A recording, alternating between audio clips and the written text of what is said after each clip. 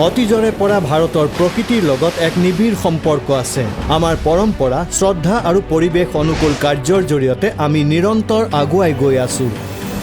2024 চনত এটি নতুন চিন্তাই খোপনি পুতিলে, যিয়ে জনসাধাৰণক ক'লে এতিয়া ৰ'ব নালাগে, আগুৱাই বলক আৰু ভৱিষ্যত গঢ় দিয়ক।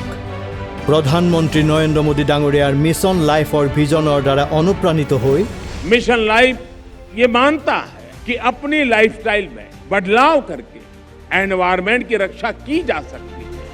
পৰিৱেশ বন জলবায়ু পৰিৱৰ্তন মন্ত্ৰালয়ে আইডিয়া ফৰ লাইফ পৰ্টেল মুকলি কৰিছে, যিয়ে চিন্তাশীল, কৰ্মশীল আৰু পৰিৱৰ্তনকামী মনোভাৱৰ ব্যক্তিৰ উদ্দেশ্যসমূহক প্ৰস্তাৱলৈ আৰু চিন্তাসমূহক কাৰ্যসাধনাত ৰূপান্তৰ কৰাৰ আগ্ৰহ প্ৰকাশ কৰিছে। हमारा जो पर्पस है इस पूरे प्रोग्राम का वो ये है कि हम जानते हैं कि जो बेस्ट आइडियाज है वो देश के बेस्ट यंग पीपल्स के माध्यम से मिल सकता है, वो उन लोगों के माध्यम से मिल सकता है जो देश के आने वाले विजनरी लीडर हैं। ইউনিচেফ ইউবাৰ সৈতে যৌথভাৱে আৰম্ভ কৰা আইডিয়া ফৰ লাইফ পৰ্টেলটো এখন লঞ্চ পেড ৰূপে পৰিগণিত হৈছে, য'ত শিক্ষাৰ্থী, গৱেষক আৰু শিক্ষকে সংঘবদ্ধ হৈ 1384টা অনন্য আইডিয়াৰ শ্বেয়াৰ কৰিছে। প্ৰতিটো আইডিয়াই বৰ্তমানৰ সমস্যাসমূহত ফ'কাছ কৰিছে।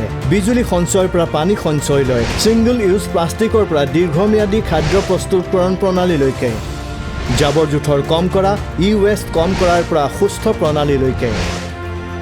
7টা বিষয়, এক দৃঢ় সংকল্প, অনাগত দিনবোৰ উন্নত কৰা। প্ৰতিটো আইডিয়াই 3টা কঠিন স্তৰ পাৰ কৰিবলগীয়া হৈছিল। অন্তিম পৰ্যায়ত এখন ৰাষ্ট্ৰীয় জুৰীয়ে শ্বৰ্টলিষ্ট কৰা এণ্ট্ৰিসমূহক মূল্যায়ন কৰিছিল আৰু প্ৰতিটো বিষয়ৰ 3টা আইডিয়াৰ সৈতে মুঠ 21টা আইডিয়া বাছনি কৰিছিল, যিকেইটাই বহনক্ষম ভৱিষ্যতৰ বাবে নিশ্চয়তা প্ৰদান কৰিছে। যেতিয়া সমগ্ৰ বিশ্ব উত্তৰৰ সন্ধানত আছে, এই 21টা আইডিয়া ফৰ লাইফ চিন্তা চৰ্চাৰে প্ৰস্তুত কৰা হৈছে, যিয়ে জনকেন্দ্ৰিক সমাধান আগবঢ়ায়, য'ত ভাৰতে গুৰুত্বপূৰ্ণ ভূমিকা পালন কৰিছে। পৰিৱেশৰ বাবে সঠিক জীৱনশৈলী গ্ৰহণ কৰক, মিছন লাইফ আঁকোৱালি লওক।